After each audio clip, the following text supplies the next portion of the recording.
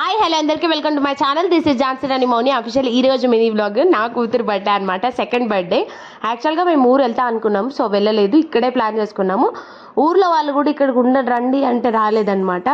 ఎంతైనా ఎవరి తల్లిదండ్రి వాళ్ళకి, ఎవరి పిల్లలు వాళ్ళకి అనమాట. కట్టె కాలే వరకు తల్లిదండ్రులు ఖచ్చితంగా ఉంటారు, హస్బెండ్తో పాటుగా.